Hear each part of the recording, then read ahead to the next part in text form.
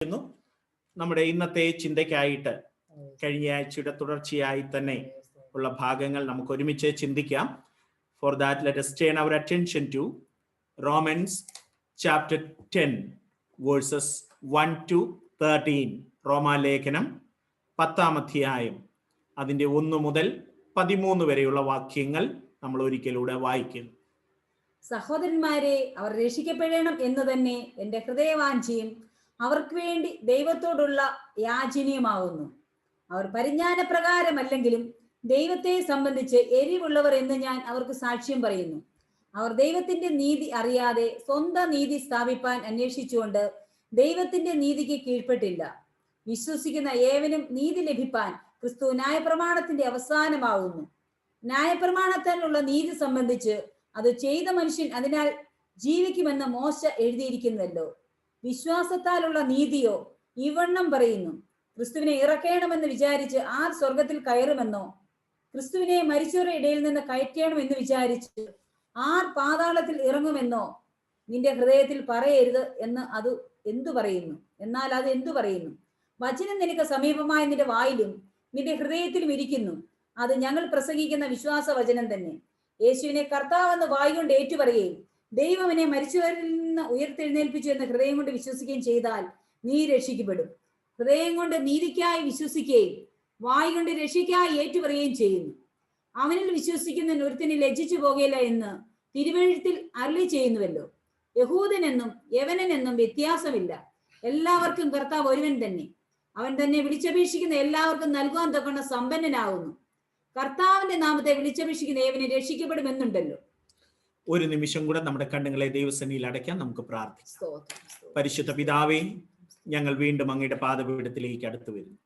സ്വർഗത്തിൽ നീക്ക് സ്ഥിരമായിരിക്കുന്നതും ദൈവത്തിന്റെ ആത്മാവിനാൽ എഴുതപ്പെട്ട ദൈവവചനം, അതേ ആത്മാവിന്റെ ശക്തിയോട് ഈ രാത്രി ഞങ്ങൾക്ക് വിഭാഗിച്ചു തരണമേ. വചനത്തിന്റെ വാതിലുകളെ അവിടുന്ന് തുറക്കണം, ഒരുമിച്ച് അനുഗ്രഹിക്കണം. യേശു ക്രിസ്തുവിൻ നാമത്തിൽ തന്നെ, ആമേൻ. കഴിഞ്ഞ തിങ്കളാഴ്ച നമ്മൾ ഒരുമിച്ച് ചിന്തിച്ചു തുടങ്ങിയത് റോമാലേഖനം 10-ാം അധ്യായമാണ്. അന്ന് ഞാൻ അതിന്റെ പ്രാരംഭ ഭാഗങ്ങളെ കുറിച്ചാണ് നമ്മൾ ഒരുമിച്ച് ചിന്തിപ്പാനായിട്ട് ഇടയായി തീർന്നത്. അന്ന് ഞാൻ പറഞ്ഞ കാര്യങ്ങൾ നിങ്ങളുടെ ഓർമ്മയിലുണ്ടെന്ന് ഞാൻ ചിന്തിക്കുന്നു. പ്രധാനമായും ആദ്യത്തെ 2 വാക്യങ്ങളെ ആസ്പദമാക്കിയാണ് നമ്മൾ അന്ന് ചിന്തിപ്പാനായിട്ട് ഇടയായി തീർന്നത്. പ്രധാനമായിട്ടും the reasons for Israel's rejection, അല്ലെങ്കിൽ മെശിഹയെ റിജക്റ്റ് ചെയ്യുവാൻ, അല്ലെങ്കിൽ അവർ സ്വീകരിക്കാതിരിപ്പാൻ ഇസ്രയേലിനെ പ്രേരിപ്പിച്ച ഘടകങ്ങളാണ് പ്രധാനമായിട്ടും നമ്മൾ ചിന്തിച്ചു വന്നത്. അതിൽ 1-ാമത്തെ വാക്യത്തിൽ നമ്മൾ ഒരുമിച്ച് കണ്ടു, Israel did not feel a need for salvation. Israel ജനം ചിന്തിച്ചു തങ്ങൾക്ക് ഒരു രക്ഷയുടെ ആവശ്യം ഇല്ല. did not feel a need for salvation. രക്ഷയുടെ ആവശ്യമില്ല എന്ന് അവർ ചിന്തിപ്പാനായിട്ട് ഇടയായി തീർന്നു. മശിഹയെ തള്ളിക്കളയുവാൻ അല്ലെങ്കിൽ സ്വീകരിക്കാതിരിക്കാൻ 1-ാമത്തെ കാരണമായിട്ട് നമ്മൾ അത് പഠിച്ചു. 2-ാമത്തെ കാരണമായി കഴിഞ്ഞ ആഴ്ച നമ്മൾ പഠിച്ചത് അതിന്റെ 2-ാം വാക്യമാണ്. Israel were zealous for God. Israel ജനം പ്രവാസത്തിൽ നിന്ന് മടങ്ങി വന്നതിന് ശേഷം അവർ ന്യായപ്രമാണം വായിക്കുകയും കഴിവുള്ളിടത്തോളം അവര് ദൈവത്തെ സേവിപ്പാൻ ആഗ്രഹിക്കുകയും ദൈവത്തിന് വേണ്ടി എരിവുള്ളവരായി അവർ നിൽക്കുകയും ചെയ്തു എന്ന് നമ്മൾ തിരുവചനത്തിൽ പഠിപ്പാനായിട്ട് ഇടയായി തീർന്നു. അപ്പോൾ ഈ പൗലോസ് പോലും, റോമാലേഖനം എഴുതുന്ന പൗലോസ് പോലും തന്റെ കൺവേർഷന് മുമ്പ് ഈ മശിഹയെ തിരിച്ചറിയുവാൻ തനിക്ക് പോലും സാധിച്ചില്ല എന്ന് നമ്മൾ കഴിഞ്ഞ ആഴ്ച ഒരുമിച്ച് പഠിപ്പാനായിട്ട് ഇടയായി തീർന്നു. ഇനിയും നമ്മൾ ഇന്ന് ചിന്തിക്കാൻ പോകുന്നത് 3-ാമത്തെ കാരണം തൊട്ടാണ്. ഇസ്രയേൽ മശിഹയെ സ്വീകരിക്കാതിരുന്നതിന്റെ 3-ാമത്തെ കാരണം. അതിന്റെ 3-ാം വാക്യമാണ് ഇന്ന് നമ്മൾ നോക്കാൻ പോകുന്നത്. വേഴ്സ് 3, 3-ാം വാക്യം. അവർ ദൈവത്തിന്റെ നീതി അറിയാതെ സ്വന്തം നീതി സ്ഥാപിപ്പാൻ അന്വേഷിച്ചുകൊണ്ട് ദൈവത്തിന്റെ നീതിക്ക് കീഴ്പ്പെട്ടില്ല. നോക്കിയേ, 3-ാമത്തെ റീസൺ ആണ് പൗലോസ് അവിടെ വ്യക്തമായിട്ട് രേഖപ്പെടുത്തിയിരിക്കുന്നത്. Israel were proud of their self righteousness. ആ വാക്ക് നിങ്ങൾ മറക്കരുത്. Israel were proud of their self righteousness എന്ന് പറഞ്ഞാൽ അതിന്റെ അർത്ഥം എന്താ? ഇസ്രയേൽ ജനം അവരുടെ സ്വയം നീതീകരണത്തിൽ എന്നും അഭിമാനിച്ചിരുന്നു. അവരുടെ സ്വയനീതീകരണം എന്ന് പറഞ്ഞാൽ, മറ്റൊരു വാക്കിൽ പറഞ്ഞാൽ, Israel was ignorant of God's righteousness. യഥാർത്ഥമായ ദൈവിക നീതീകരണം എന്തെന്ന് അവർക്ക് തിരിച്ചറിയാൻ കഴിയാതെ വന്നു. അപ്പോൾ നമുക്ക് സ്വാഭാവികമായിട്ട് ചിന്തിക്കാം, അവരത് പഠിക്കാഞ്ഞിട്ട്, അവരെ ആരും അത് മനസ്സിലാക്കി കൊടുക്കാഞ്ഞിട്ടാണോ? അങ്ങനെയല്ല. ചരിത്രം പഠിക്കുമ്പോൾ നമുക്ക് മനസ്സിലാക്കുവാൻ കഴിയുന്നത് they had been told many times regarding this.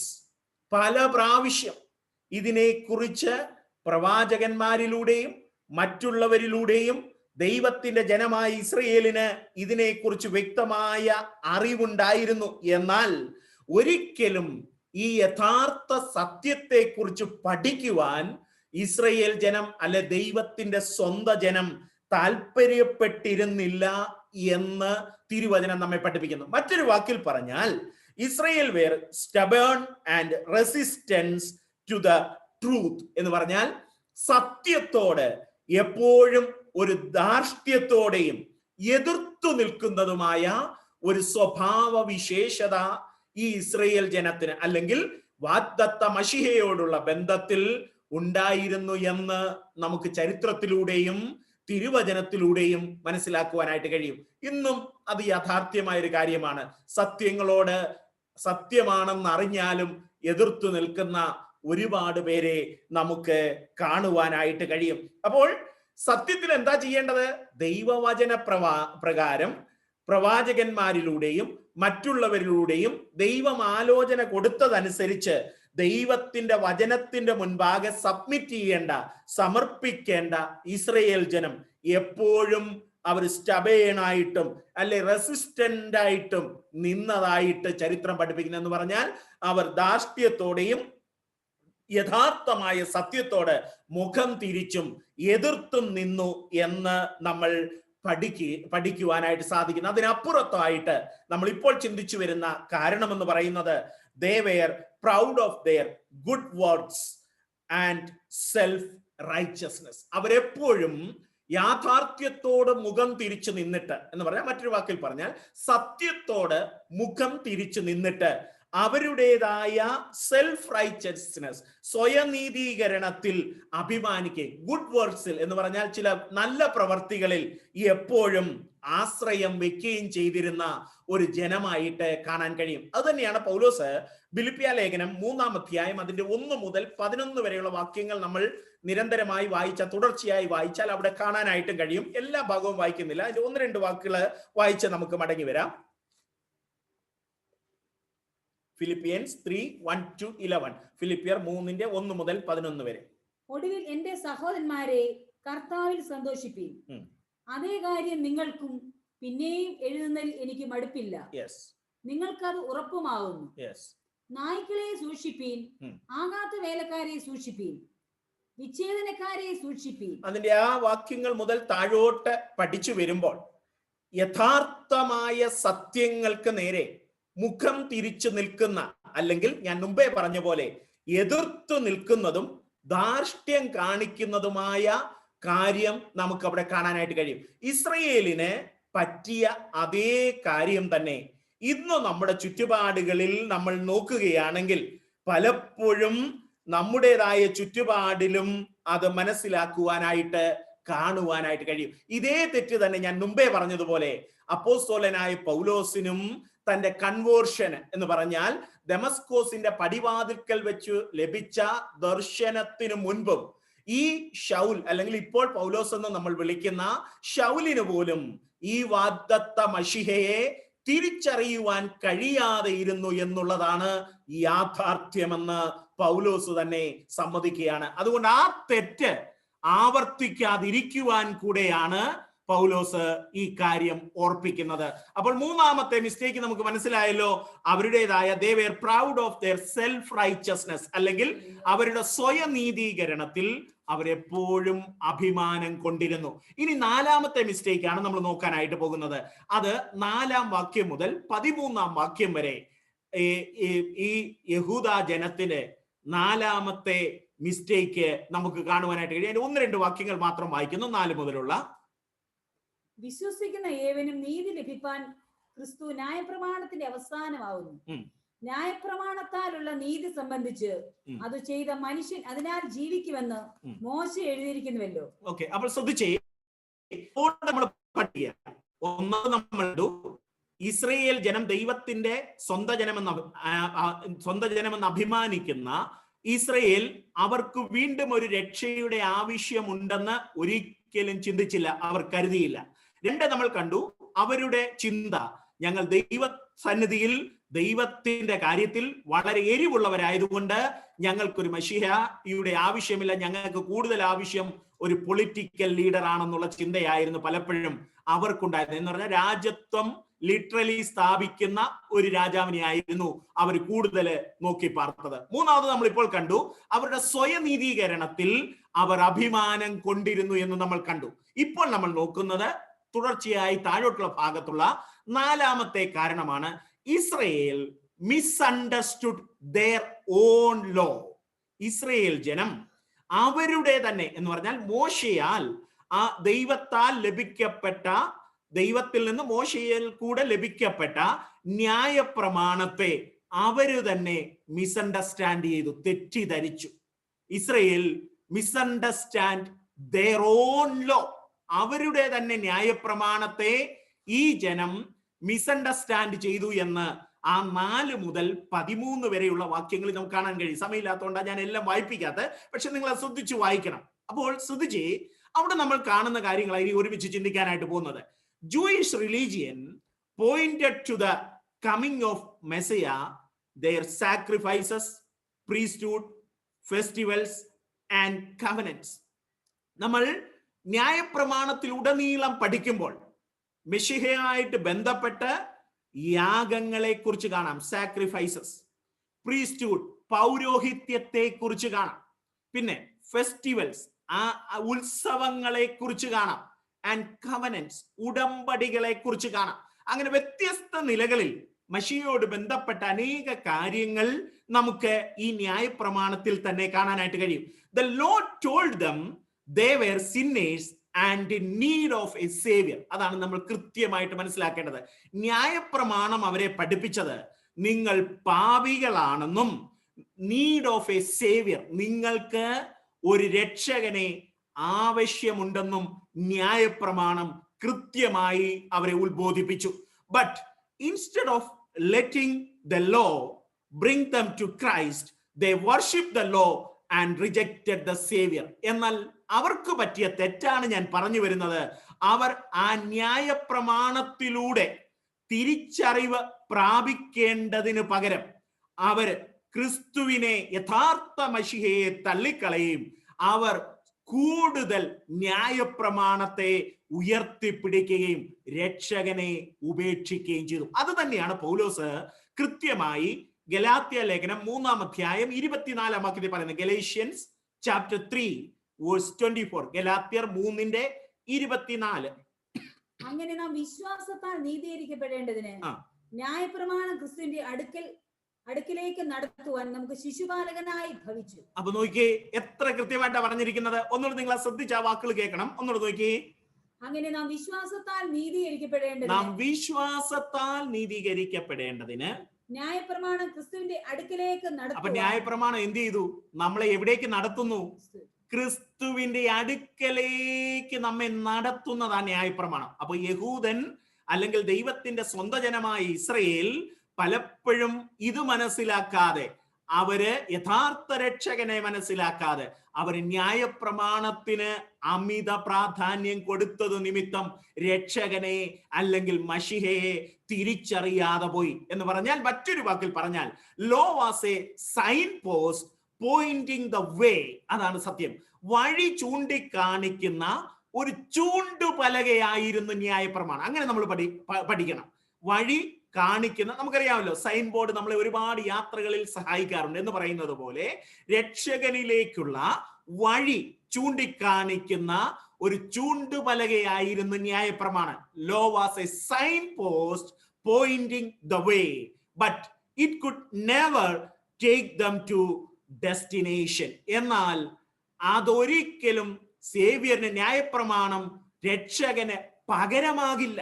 അതാണ് നമ്മൾ തിരിച്ചറിയേണ്ടത്. ന്യായപ്രമാണം രക്ഷകന് പകരമാകില്ല, പകരം രക്ഷകനിലേക്ക് ചൂണ്ടിക്കാണിക്കുന്ന ഒരു ചൂണ്ടുപലകയായിരുന്നു ന്യായപ്രമാണം. മറ്റൊരു വാക്കിൽ പറഞ്ഞാൽ, the law cannot give righteousness, it only leads to the sinner to the savior who can give righteousness. എന്ന് പറഞ്ഞാൽ ഞാൻ പറഞ്ഞു വന്നതിന്റെ ആകത്തുക, ഒരിക്കലും ന്യായപ്രമാണത്തിന് ഒരു മനുഷ്യനെ നീതീകരിക്കാനോ രക്ഷിക്കാനോ കഴിയത്തില്ല. മറിച്ച് ഒരു പാപിയെ രക്ഷകന്റെ മശിഹയുടെ അടുക്കലേക്ക് കൊണ്ടുവരുവാനും ചൂണ്ടുപലകയായി നിന്ന് ആ വ്യക്തിയെ, പാപിയായ മനുഷ്യനെ രക്ഷകന്റെ അടുക്കലേക്ക് കൊണ്ടുവരുവാനും പാപമോചനവും രക്ഷയും നൽകുവാൻ കഴിയുന്ന ദൈവത്തിങ്കലേക്ക് വഴി കാണിച്ചു കൊടുക്കുവാനും മാത്രമേ ന്യായപ്രമാണത്തിന് സാധ്യമായിരുന്നുള്ളൂ. അത് തിരിച്ചറിയാൻ കഴിയാതെ പോയതാണ്, ആ വഴി തിരിച്ചറിയാൻ കഴിയാതെ പോയതാണ് രക്ഷകനേക്കാൾ ഉപരി ന്യായപ്രമാണത്തിന് പ്രാധാന്യം കൊടുത്തതാണ് ഇസ്രയേലിന് പറ്റിയ അടുത്ത പരാജയം എന്ന് പറയുന്നത്. അങ്ങനെയെങ്കിൽ നമ്മൾ മനസ്സിലാക്കേണ്ടത്, അവിടെ തന്നെ നമ്മൾ വായിക്കുന്നത് പോലെ, റോമാലേഖനത്തിൽ വായിക്കുന്ന പോലെ, Christ is the end of the law. ന്യായപ്രമാണത്തിന്റെ അവസാനമാണ് ക്രിസ്തു എന്ന് പറയുന്നത്. Through his death and resurrection the righteousness of the law was fulfilled. യേശു ക്രിസ്തുവിന്റെ മരണ, അടക്ക, പുനരുത്ഥാനത്തോടുകൂടെ ഈ കാര്യങ്ങൾ, ന്യായപ്രമാണത്തിൽ പറയപ്പെട്ട കാര്യങ്ങൾ നിവർത്തീകരിക്കപ്പെട്ടു എന്ന് പറഞ്ഞ മറ്റൊരു വാക്കിൽ ഞാൻ പറഞ്ഞ പോലെ, the righteousness of the law is fulfilled. ന്യായപ്രമാണത്തിൽ പറഞ്ഞ കാര്യങ്ങൾ അത് ഫുൾഫിൽ ചെയ്യുവാനായിട്ട് ഇടയായി തീർന്നു. The righteousness of the law is fulfilled in the life of a believer through the power of the Holy Spirit. അതെങ്ങനെയാ സംഭവിച്ചത്? ദൈവത്തിന്റെ പരിശുദ്ധാത്മാവിനാൽ അത് സംഭവിപ്പാനിടയായി തീർന്നു. എവിടെയാ? നമ്മളത് പഠിച്ച ഭാഗം തന്നെയാ, റോമൻസ് 8:4. അത് പഠിച്ചതായതുകൊണ്ട് ഞാൻ വിവരിക്കത്തില്ല, വായിച്ചു മാത്രം വിടുന്നു. റോമാലേഖനം 8-ാം അധ്യായം 4-ാം വാക്യം, റോമൻസ് 8:4. ജഡത്തെയല്ല ആത്മാവിനെ അത്രേ അനുസരിച്ച് കേട്ടോ, ജഡത്തെയല്ല ആത്മാവിനെ അത്രേ അനുസരിച്ച് നടക്കേണ്ടത്. അതുകൊണ്ടാണ് ഞാൻ പറഞ്ഞത്, the righteousness of the law is fulfilled in the life of a believer through the power of the Holy Spirit. അതാണ് ഇപ്പോൾ നമ്മൾ വായിച്ചത്. സോ അതുകൊണ്ട് നമ്മൾ എന്താ മനസ്സിലാക്കേണ്ടത്? We are not under the law but under the grace. ഇന്ന് രാത്രി എത്ര പേര് ഒരിക്കലൂടെ തിരിച്ചറിയുന്നുണ്ട്? Now as a believer we are not under the law, we are under the grace. ഒരു വിശ്വാസി എന്നുള്ള നിലയിൽ ഞാനും നിങ്ങൾ ന്യായപ്രമാണത്തിനല്ല അധീനര്, കൃപയ്ക്കാണ് അധീനരെന്ന് തിരിച്ചറിവുള്ള ദൈവജനം കരങ്ങൾ ഉയർത്തി ദൈവത്തെ മഹത്വപ്പെടുത്തട്ടെ. ഇന്ന് രാത്രി സന്തോഷത്തോടെ പറ, ഞാൻ ന്യായപ്രമാണത്തിനല്ല അധീനൻ, ഞാൻ കൃപയ്ക്കാണ് അധീനനായി തീർന്നിരിക്കുന്നത്.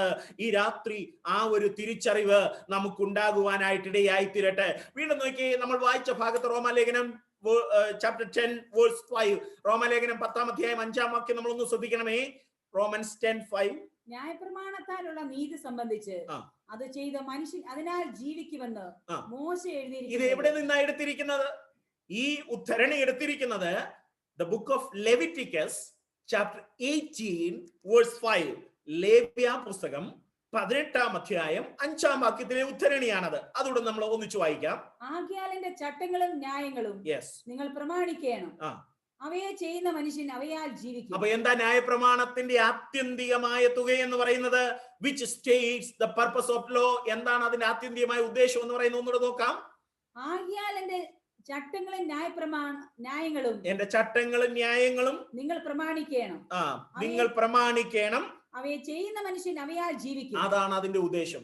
ന്യായപ്രമാണം ചെയ്യുന്നവൻ അതിനാൽ ജീവിക്കും. അപ്പൊ അതാണ് അതിന്റെ ഉദ്ദേശം. നമ്മൾ അത് ചിന്തിച്ചാൽ വീണ്ടും അങ്ങോട്ട് പോകുന്നില്ല. വീണ്ടും നമ്മൾ വന്നേ റോമൻസ് 10-ന്റെ തന്നെ തുടർച്ചയായിട്ടുള്ള 6, 7 and 8, 6 മുതൽ 8 വരെയുള്ള വാക്യങ്ങൾ.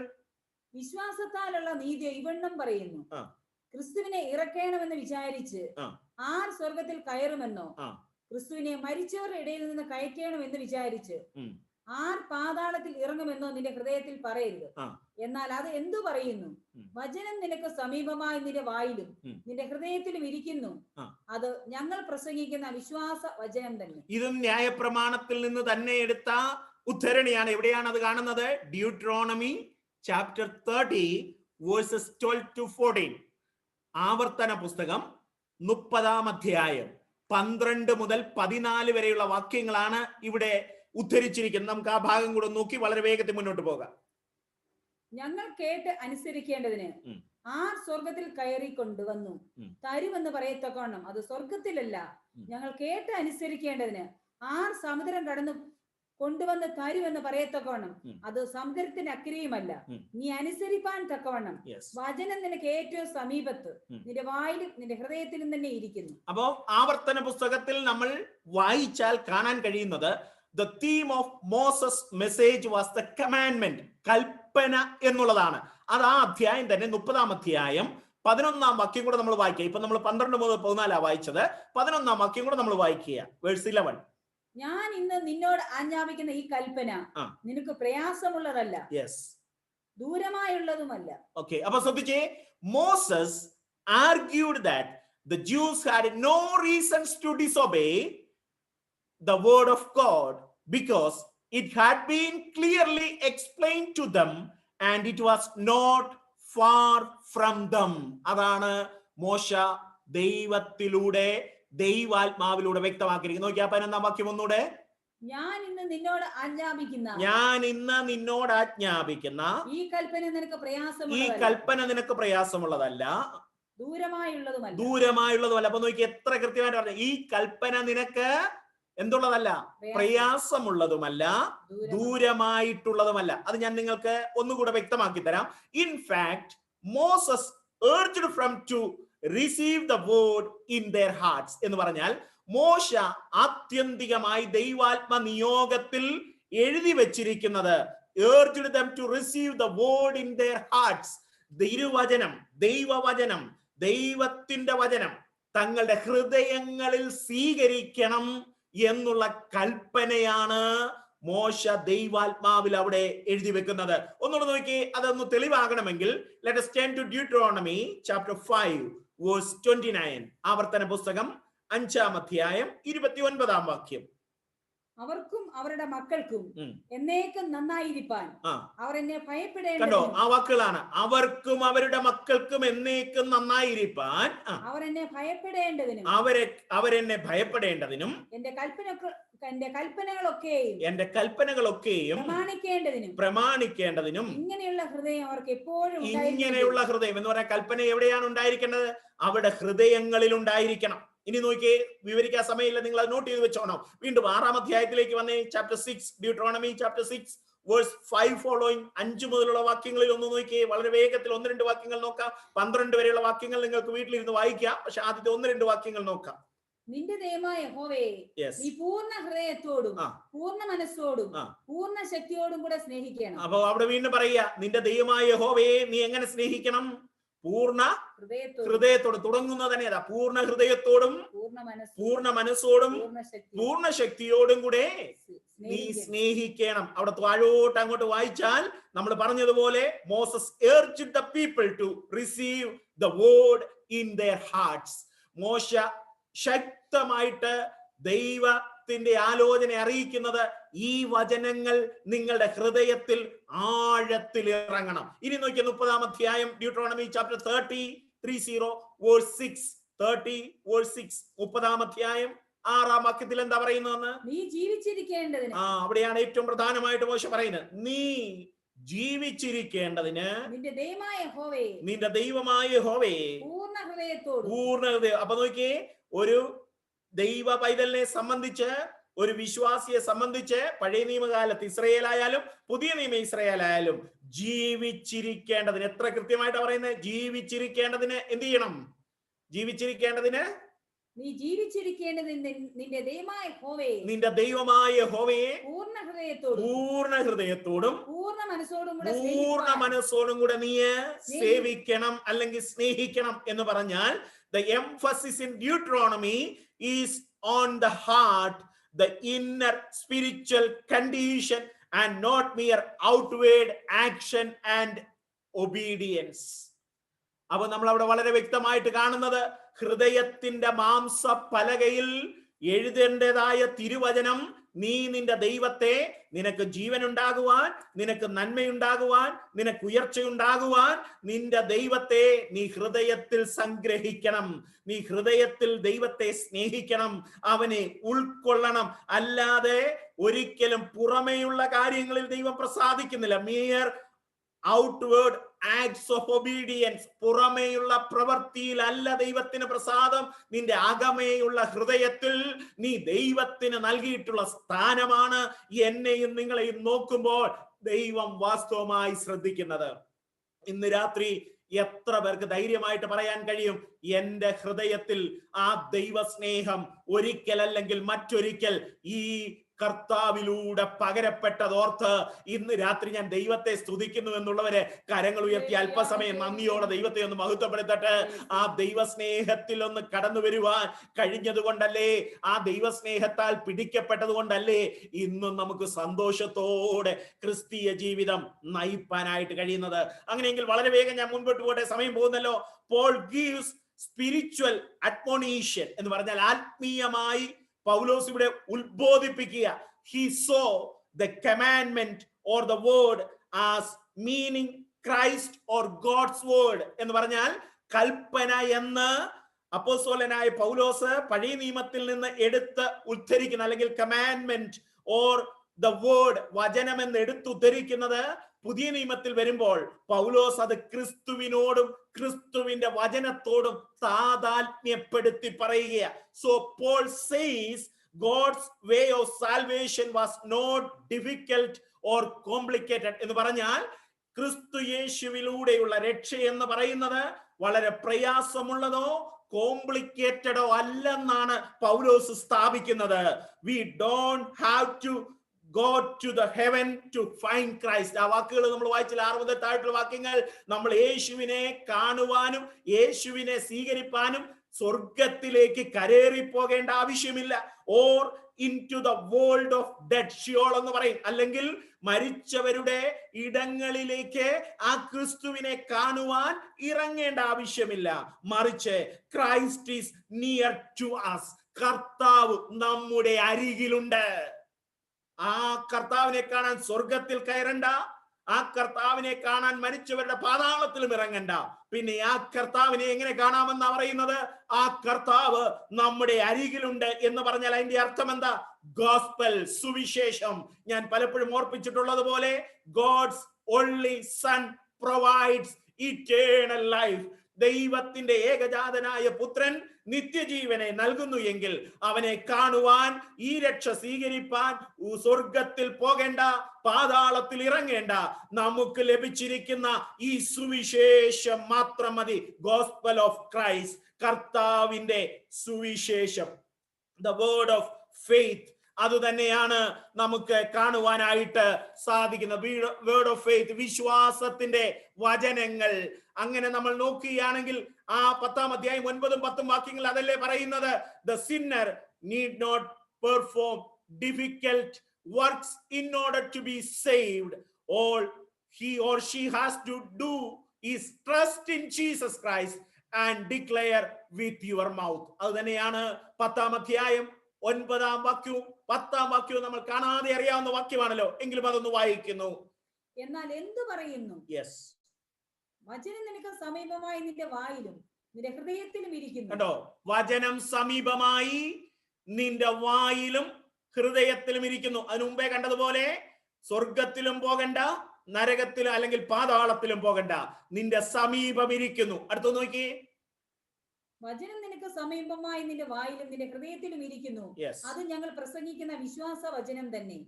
യേശുവിനെ കർത്താവെന്ന് വായികൊണ്ട് ഏറ്റുപറയുകയും, അതാണ് അടുത്ത സ്റ്റെപ്പ്. യേശുവിനെ കർത്താവെന്ന് വായികൊണ്ട് ഏറ്റുപറയുകയും ദൈവം എന്നെ മരിച്ചവരിൽ നിന്ന് ഉയർത്തെഴുന്നേൽപ്പിച്ചു എന്ന് ഹൃദയം കൊണ്ട് വിശ്വസിക്കുകയും ചെയ്താൽ നീ രക്ഷിക്കപ്പെടും. അടുത്തത്, ഹൃദയം കൊണ്ട് നീതിക്കായി വിശ്വസിക്കുകയും വായു കൊണ്ട് രക്ഷിക്കായി ഏറ്റുപറയുകയും ചെയ്യുന്നു. അതുകൊണ്ടാണ് ഞാൻ ഇപ്പോൾ പറഞ്ഞതുപോലെ the sinner need not perform difficult works in order to be saved. All he or she has to do is trust in Jesus Christ and declare with your mouth. യേശു ക്രിസ്തുവിൽ വിശ്വസിക്കുകയും വായി കൊണ്ട് ഏറ്റുപറയുകയും ചെയ്താൽ മതി. ഇനി അതിന്റെ 11-ാം വാക്യത്തിലേക്ക് വന്നാൽ നമുക്ക് അറിയാവുന്ന ഭാഗമായതുകൊണ്ട് ഞാൻ അവിടെ നിന്ന് വളരെ വേഗത്തിൽ മുന്നോട്ട് പോകുന്നത്. 11-ാം വാക്യം എന്ന് പറയുന്നത് വീണ്ടും ഉദ്ധരണിയാണ്. ആ 11-ാം വാക്യം എന്ന് പറയുന്നത് യെശയ്യാ പ്രവാചകന്റെ പുസ്തകത്തിൽ നിന്നാണ് പൗലോസ് എടുത്തുദ്ധരിച്ചിരിക്കുന്ന. ഐശയ്യാ ചാപ്റ്റർ 28 വേഴ്സ് 16. യെശയ്യാ പ്രവചനം 28-ാം അധ്യായം 16-ാം വാക്യമാണ് അവിടെ നമ്മൾ കാണുന്നത്. അത് നമ്മൾ വളരെ പെട്ടെന്ന് വായിക്കുകയാണ്. അതുകൊണ്ട് യഹോവയായ കർത്താവ് ഇപ്രകാരം അരുളിച്ചെയ്യുന്നു, യെസ്, ഇതാ ഞാൻ സിയോനിൽ ഉറപ്പുള്ള അടിസ്ഥാനമായിട്ട് ശോധന ചെയ്ത കല്ലും വിലയേറിയ മൂലക്കല്ലുമായി ഒരു അടിസ്ഥാനക്കല്ലിട്ടിരിക്കുന്നു.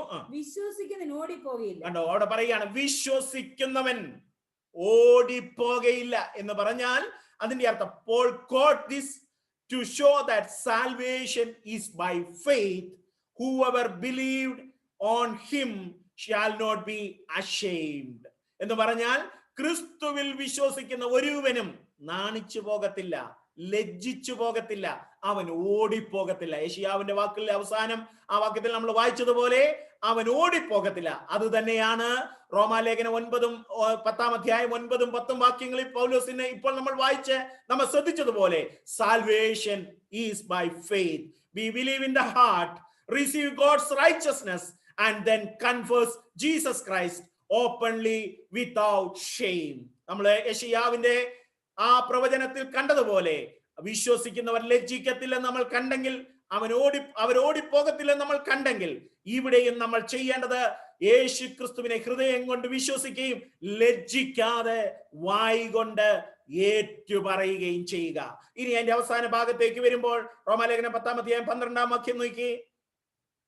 യഹൂദനെന്നും യവനനെന്നും വ്യത്യാസമില്ല, എല്ലാവർക്കും കർത്താവ് ഒരുവൻ തന്നെ. അവിടെ പറയുകയാണ് there is no difference, Jew or Greek. God gave his only begotten son to everybody. യഹൂദനെന്നോ യവനെന്നോ പുറജാതിക്കാരനെന്നോ ജെന്റൈലെന്നോ ഒന്നും വ്യത്യാസമില്ല. പിതാവായ ദൈവം തന്റെ ഏകജാതനായ പുത്രനെ എല്ലാവർക്കും വേണ്ടി നൽകി. God gave his only begotten son to everybody. അവൻ ലോകത്തെ സ്നേഹിച്ച് തന്റെ ഏകജാതനായ പുത്രനെ നൽകിയെന്ന് തിരുവചനത്തിൽ നമ്മൾ വായിക്കുന്നതാണല്ലോ.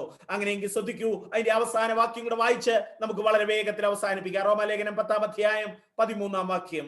കർത്താവിന്റെ നാമത്തെ വിളിച്ചപേക്ഷിക്കുന്ന ഏവനും രക്ഷിക്കപ്പെടുമെന്നുണ്ടല്ലോ. കർത്താവിന്റെ നാമം വിളിച്ചപേക്ഷിക്കുന്ന ഏവനും എന്ത് ചെയ്യും? രക്ഷിക്കപ്പെടും. അതും ഉദ്ധരണിയാണ്. അത് എവിടെ നിന്ന് എടുത്തിരിക്കുന്നത് ചോദിച്ചാൽ ജോയേൽ ചാപ്റ്റർ 2 വേഴ്സ് 32. യോവേൽ പ്രവചനം 2-ാം അധ്യായം 32-ാം വാക്യമാണ് ഇവിടെ എടുത്തുദ്ധരിച്ചിരിക്കുന്നത്. നമുക്കൊന്ന് നോക്കാൻ. യോവേൽ 2:32. എന്നാൽ യഹോവയുടെ നാമം വിളിച്ചപേക്ഷിക്കുന്ന ഏവനും രക്ഷിക്കപ്പെടും. എന്നാൽ യഹോവയുടെ നാമം വിളിച്ചപേക്ഷിക്കുന്ന ഏവനും രക്ഷിക്കപ്പെടും. അത് പഴയ നിയമ പ്രവാചകനായ യോവേൽ ദൈവാത്മാവിൽ എഴുതിയത്. ഈ പൗലോസിനൊക്കെ മുമ്പ് 8 നൂറ്റാണ്ടുകൾക്ക് മുമ്പ് 7 നൂറ്റാണ്ടുകൾക്ക് മുമ്പ് ജീവിച്ചിരുന്ന പ്രവാചകൻ എഴുതി വെച്ചിരിക്കുന്നത് ഇവിടെ എടുത്ത് പൗലോസ് ഉദ്ധരിക്കുക. എന്താ എഴുതി വെച്ചിരിക്കുന്നത്? To prove that this salvation is open to everyone. ഈ രക്ഷ എല്ലാവർക്കും തുറന്ന ഒരു അനുഭവമാണ്, എല്ലാവർക്കും ലഭ്യമാകുന്ന അനുഭവമാണ്. For whoever shall call upon the name of the Lord shall be saved. ഈ യേശുവിന്റെ നാമം ഉയർത്തുവാൻ, യേശുവിനെ സ്വീകരിപ്പാൻ ആര് തയ്യാറായാലും, without any difference, caste, colour, no difference, ജാതി, മത, വർണ്ണ, വർഗ ഭേദമന്യേ എല്ലാവർക്കും ഒരുപോലെ, യഹൂദനായാലും യവനനായാലും ഉന്നതനായാലും താണവനായാലും പണ്ഡിതനായാലും പാമരനായാലും എല്ലാവർക്കും ഒരുപോലെ whoever shall call upon the name of the Lord shall be saved. ആര് ഈ നാമത്തെ ഉയർത്തുവാൻ തയ്യാറായാലും സ്വീകരിപ്പാൻ തയ്യാറായാലും അവൻ രക്ഷിക്കപ്പെടുമെന്ന് തിരുവചനം പറയുന്നു. അത് നമ്മൾ പഠിച്ച ഭാഗത്ത് ഒന്നുകൂടെ ആ ഭാഗം വായിച്ച് ഇന്ന് അവസാനിപ്പിക്കുകയാണ്. Romans 3:23 and 24. റോമാലേഖനം 3-ാം അധ്യായം 23-24 വാക്യങ്ങൾ. ഒരു വ്യത്യാസവുമില്ല, എല്ലാവരും പാപം ചെയ്ത ദൈവ തേജസ് ഇല്ലാത്തവരായി. അവിടെ നോക്കിയേ, ഒരു വ്യത്യാസവുമില്ല, എല്ലാവരും ഒരുപോലെ പാപം ചെയ്ത് ദൈവ തേജസ് ഇല്ലാത്തവരായി തീർന്നു. അടുത്തത് അവന്റെ കൃപയാൽ യെസ്, യേശു ക്രിസ്തുവിലെ വീണ്ടെടുപ്പ് മൂലം ആ. സൗജന്യമായി എത്രയെ നീതീകരിക്കപ്പെടുന്നത്. സൗജന്യമായി അത്രേ നീതീകരിക്കപ്പെടുന്നത്. അടുത്തത്, വിശ്വസിക്കുന്നവർക്ക് ആ. അവൻ തന്റെ രക്തം മൂലം യെസ്, പ്രായശ്ചിത്തമാകുവാൻ ആ. ദൈവം അവനെ പരസ്യമായി നിർത്തിയിരിക്കുന്നു. ദൈവം യേശു ക്രിസ്തുവിനെ പരസ്യമായി നിർത്തിയിരിക്കുന്നു. അപ്പോൾ പരസ്യമായി നിർത്തിയിരിക്കുന്ന ഒരാൾക്ക് വേണ്ടിയല്ല. അതുകൊണ്ടാണ് ഞാൻ മുമ്പേ പറഞ്ഞത്, four whoever shall call upon the name of the Lord shall be saved. ആര് യേശുവിന്റെ നാമത്തെ അംഗീകരിപ്പാൻ തയ്യാറായാൽ, അവന്റെ നാമത്തെ ഉയർത്തിയാൻ തയ്യാറായാൽ, ഹൃദയം കൊണ്ട് വിശ്വസിക്കാൻ തയ്യാറായാൽ, വായി കൊണ്ട് ഏറ്റുപറയാൻ തയ്യാറായാൽ അവർ രക്ഷിക്കപ്പെടുവാനായിട്ട് ഇടയായിത്തീരും. ഇന്ന് രാത്രി എത്ര പേര് സന്തോഷത്തോടെ പറയുവാൻ ഇടയായിത്തീരും, മറ്റനേകർക്ക് ലഭിക്കാത്ത ഈ സൗഭാഗ്യ പദവി ദൈവം എന്റെ ജീവിതത്തിൽ നൽകിയതോർത്ത് നന്ദിയോടെ ഇന്ന് രാത്രി എത്ര പേര് കരങ്ങൾ ഉയർത്തി ദൈവത്തെ മഹത്വപ്പെടുത്തുവാൻ ഇടയായിത്തീരും. ഈ വലിയ രക്ഷയിലേക്ക്, ഈ വലിയ കൃപയിലേക്ക് ദൈവം നമ്മെ നടത്തിയതോർത്ത് നന്ദിയോടെ നമ്മുടെ ദൈവത്തെ സ്തുതിക്കാം. ഒന്നുകൂടെ പറഞ്ഞാൽ, the entire section emphasize the difference between law righteousness and faith righteousness. എന്ന് പറഞ്ഞാൽ ഈ 10-ാം അധ്യായം 1-ാം വാക്യം മുതൽ 13-ാം വാക്യം വരെ നമ്മൾ വായിച്ചാൽ ന്യായപ്രമാണ പ്രകാരമുള്ള നീതീകരണവും വിശ്വാസത്താലുള്ള നീതീകരണവും നമുക്ക് വ്യക്തമായി തിരിച്ചറിഞ്ഞ് വ്യത്യാസം മനസ്സിലാക്കുവാനായിട്ട് കഴിയും. യഹൂദന്മാർ അവരുടെ സ്വയപ്രശംസ നിമിത്തം, സ്വയന്യായീകരണം നിമിത്തം, അവരുടെ ന്യായപ്രമാണത്തെ തെറ്റിദ്ധരിച്ചത് നിമിത്തം ആ യഥാർത്ഥ രക്ഷകനെ സ്വീകരിക്കാതെ തള്ളിക്കളഞ്ഞപ്പോൾ അധർമ്മികളും പാപികളും ദോഷികളുമായ നമുക്ക് ആ രക്ഷകനെ കണ്ടുമുട്ടുവാൻ ദൈവം ഭാഗ്യം നൽകി. അതിന് നമ്മുടെ പുണ്യപ്രവർത്തികളൊന്നുമല്ല. തിരുവചനത്തിൽ നമ്മൾ വായിക്കുന്നത് പോലെ ലോകസ്ഥാപനത്തിനു മുന്നമേ എന്നെയും നിങ്ങളെയും കണ്ട കർത്താവിന്റെ വലിയ കൃപ. ഇന്ന് രാത്രി ആ വലിയ കൃപയോർത്ത് എത്ര പേര് നന്ദിയോടെ ദൈവത്തെ ഒന്ന് മഹത്വപ്പെടുത്തുവാൻ ഇടയായിത്തീരും. നമുക്കൊന്നും പ്രശംസിപ്പാനില്ല ദൈവമക്കളെ, നമുക്കൊന്നും പുകഴുവാനില്ല. എവിടെയെങ്കിലും നമുക്ക് പ്രശംസിപ്പാനുണ്ടെങ്കിൽ അത് നമ്മുടെ കർത്താവിങ്കൽ മാത്രമാ, ആ കാൽവറി ക്രൂശിൽ മാത്രമാ.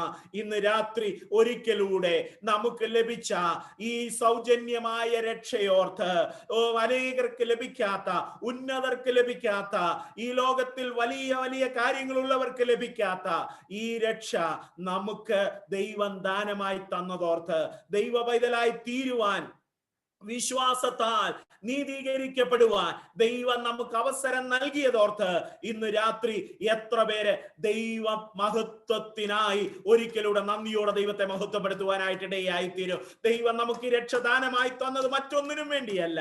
നമുക്ക് നൽകിയിരിക്കുന്ന ആയുസ്സിൽ ദൈവനാമം നമ്മിൽ കൂടെ മഹിമയെടുക്കണം. യേശുവിന്റെ നാമം എന്നിലും നിങ്ങളിലും കൂടെ മഹിമയെടുക്കണം. ഇന്ന് രാത്രി അതിനുവേണ്ടി കർത്താവേ, എനിക്ക് നൽകിയിരിക്കുന്ന ഈ ചെറിയ ആയുസ് അത് എത്രയെന്ന് ഞാൻ അറിയുന്നില്ല. അത് എത്രയായിരുന്നാലും ഈ ചെറിയ ആയുസ് അങ്ങയുടെ നാമമഹത്വത്തിനായി പ്രയോജനപ്പെടുവാൻ എന്നെ തന്നെ ദൈവകരങ്ങളിൽ സമർപ്പിക്കുന്നു എന്ന് ദൈവസനി സമർപ്പണവും തീരുമാനവുമുള്ളവരെ ഒരു നിമിഷം കൂടെ കരങ്ങൾ ദൈവസനിയിൽ ഉയർത്തിപ്പിടിക്കാം. ഇന്ന് രാത്രി ആ കരങ്ങളിന്മേൽ ഒരു അഭിഷേക തൈലം വീഴട്ടെ. അഭിഷേക തൈലം ആ കരങ്ങളിന്മേൽ വീഴട്ടെ. ഇന്ന് രാത്രി നമ്മുടെ തീരുമാനത്തെ ഒന്നുകൂടെ ഒന്ന് പുതുക്കാം. തിരുവചനത്തിന് മുൻപാകെ നമുക്കൊന്നുകൂടെ ഒന്ന് സമർപ്പിക്കാം. കേൾക്കപ്പെട്ട ആലോചന മുൻപാകെ നമുക്കൊന്നുകൂടെ സമർപ്പിക്കാം. നമ്മുടെ കർത്താവ് വരാറായി. കർത്താവിന്റെ വരവിന് വേണ്ടി നോക്കി പാർത്തുകൊണ്ട് നല്ലവനും വിശ്വസ്തനുമായ ദാസനെ, ദാസിയെ എന്നുള്ള വിളി കേൾപ്പാൻ നമ്മെ തന്നെ ദൈവകരങ്ങളിൽ സമർപ്പിക്കാം. തുടർന്നുള്ള ഭാഗം